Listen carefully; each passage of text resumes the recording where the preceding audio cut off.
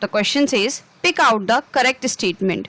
These are the given options. हमसे इस question में कहा जा रहा है कि ये जो ऑप्शंस हमें गिवन है, इनमें जो स्टेटमेंट्स हमें गिवन है, उनमें से करेक्ट स्टेटमेंट कौन सा है वो हमें बताना है.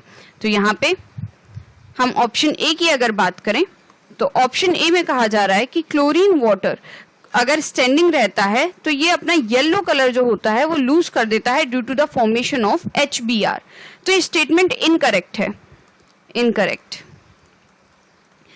जो क्लोरीन वाटर होता है बेसिकली क्या हो रहा होता है, उसमें क्लोरीन की वाटर के साथ रिएक्शन हो जाती है जब वो स्टैंडिंग रहता है काफी टाइम तक. तो यहाँ पे HCl फॉर्म हो जाता है और HOCl that means hypochlorous acid form हो जाता है. तो ये दोनों ही कलरलेस होते हैं. इसकी वजह से जो ये क्लोरीन वाटर होता है ये अपना येलो कलर लूज कर देता है.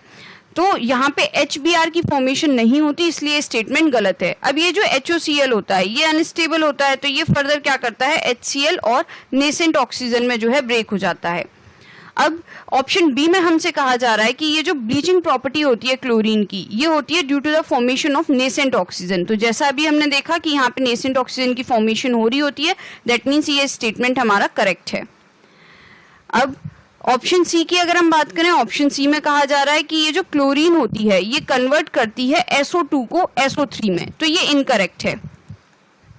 दिस इज इनकरेक्ट स्टेटमेंट, क्योंकि क्लोरीन गैस जब ये रिएक्ट करती है SO2 गैस के साथ में और ये यहाँ पे चारकोल के ऊपर जो है ये रिएक्शन हो रही होती है, तो यहाँ पे फॉर्म होती है SO2Cl2. ये गैस यहाँ पे फॉर्म होती है. तो यहाँ पे ये इसको SO3 में कन्वर्ट नहीं करती है. वहीं अगर हम बात करें ऑप्शन डी की, ऑप्शन डी हम एक बार देख लेते हैं हमें क्या गिवन है. ऑप्शन डी में हमसे कहा जा रहा है कि जो ब्लीचिंग इफेक्ट होता है क्लोरीन का ये टेम्परेरी होता है. तो ये जो ऑप्शन हमें गिवन है ये भी इनकरेक्ट है. इनकरेक्ट, क्योंकि जो ब्लीचिंग इफेक्ट होता है, ब्लीचिंग इफेक्ट ऑफ क्लोरीन ये नेसेंट ऑक्सीजन की वजह से होता है और ये परमानेंट होता है. Effect of chlorine is permanent.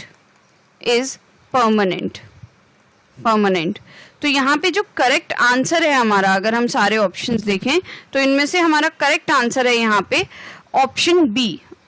Option B में जो स्टेटमेंट गिवन है वो करेक्ट है. So I will just conclude it here now. I will just write it at the end that the correct answer is option B. Option B. I hope you understood the explanation. Thank you.